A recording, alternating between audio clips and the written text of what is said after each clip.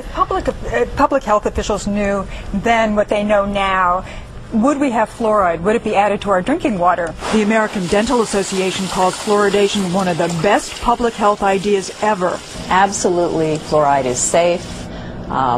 It's effective. It has reduced the decay rate in the population by about 20 to 40% over the last 60 years. But today, 600 health professionals and scientists are calling on Congress to ban the use of fluoride immediately.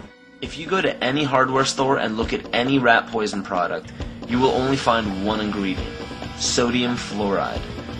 It is the most toxic ionic molecule outside of potassium dichromate.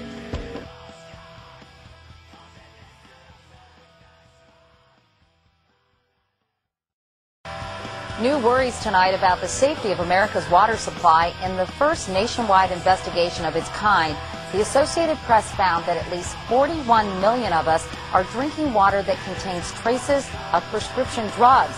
And now many are wondering, is our water safe? Here's Nancy Cordes. The Associated Press investigation reveals that nearly every drinking water supply in the country that's been tested for pharmaceuticals tested positive. 24 major metropolitan areas from coast to coast. What turned up? Trace amounts of everything from sex hormones to drugs for livestock, anti-seizure medications, prescription painkillers, even the antidepressant ingredient in Prozac. How many water suppliers that you spoke to actually filter out pharmaceuticals? Virtually no water supplier we talk to will claim or can claim to entirely filter out pharmaceuticals because the treatment systems aren't designed to filter out pharmaceuticals. In Philadelphia, for example, scientists detected 63 different pharmaceuticals in the untreated watershed and 56 in the drinking water. Just a handful had been eliminated by filtration. The EPA doesn't yet even require water providers to test for them. Prescriptions have risen by 13% in the past 5 years to 3.8 billion a year, and Americans buy nearly as many non-prescription drugs. It all gets flushed through our bodies and into the water supply. At the Stroud Water Research Center in Pennsylvania, they've examined links between waterborne drugs and the feminization of male fish. Essentially, the aquatic organisms are being bathed in these compounds. So what does it mean when a human drinks water that is contaminated with these same mixtures for decades? It's really unknown. If the risks are unclear, so are the solutions. Home filters aren't designed to remove all drugs, and bottled water often comes from the very same source as tap water. Nancy Cordes, CBS News, New York. That said, I did a story about 4 years ago in which we found a river in Colorado, and now we know there are many rivers, in which the fish were turning from male to female. And the reason was because there was too much estrogen in the water. The natural female hormone was literally turning male fish into female fish, and the thinking was that this is a canary in a coal mine. So now the question is, what's the impact on humans?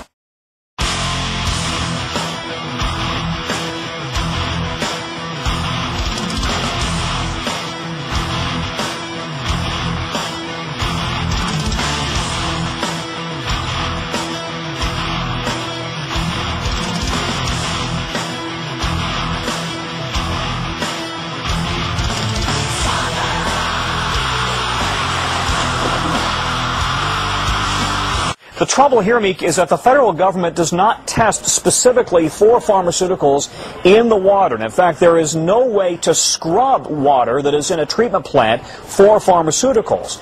And so now we have a situation where states and cities across the country are just starting to realize that there are the remnants of pharmaceuticals in the drinking water.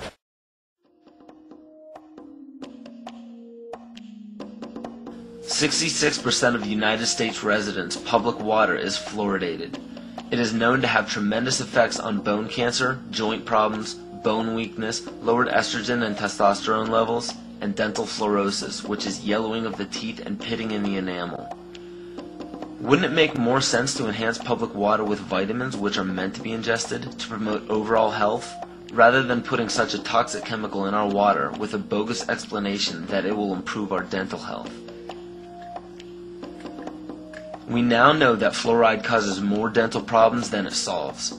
Something doesn't seem right about this. Do you honestly believe that these companies care deeply enough for the people to spend large amounts of their own money to fluoridate public water, when the people already purchase their own toothpaste? But there's a difference between toothpaste and drinking water. We don't ingest toothpaste. If you go to any hardware store and look at any rat poison product, you will only find one ingredient: sodium fluoride. It is the most toxic ionic molecule outside of potassium dichromate. Now Dannon, along with other companies, have begun fluoridating bottled water. It is becoming increasingly difficult to get away from. And the fact that fluoride is also used in many prescription antidepressants shows that it eliminates aggression and motivation in people. Fluoride, to my knowledge as a physician, has absolutely no biological benefit whatsoever.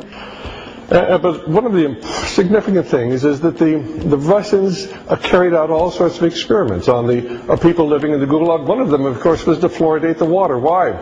If you fluoridate the water, why people are not as aggressive as they ordinarily would be. In fact, what is the active ingredient in Prozac that is so widely distributed in America today? Why, it's a fluoride compound. And now, we are finding that public water nationwide is showing up with arsenic, lead, cadmium, and thermonium, which is a radioactive form of lead. Cancer, lowered sex drive, birth defects, sedation, and brain defects. Does this not sound like a wonder drug for anyone aiming to control a population? It's quite astonishing, Paul, the degree to which environmentalists have not been educated about fluoride.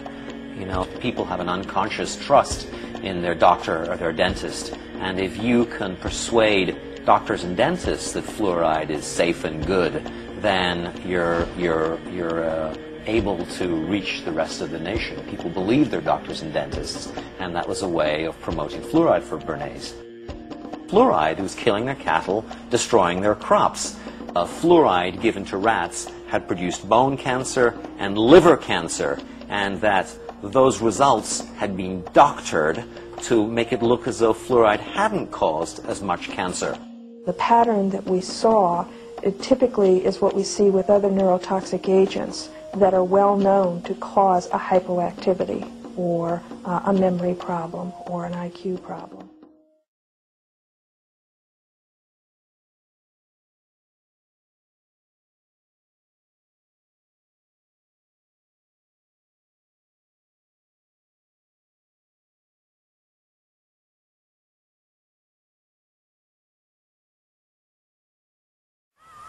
When I first presented the results of these studies, one of the individuals sitting and listening to the results, he says, "Do you have any idea what you're saying?"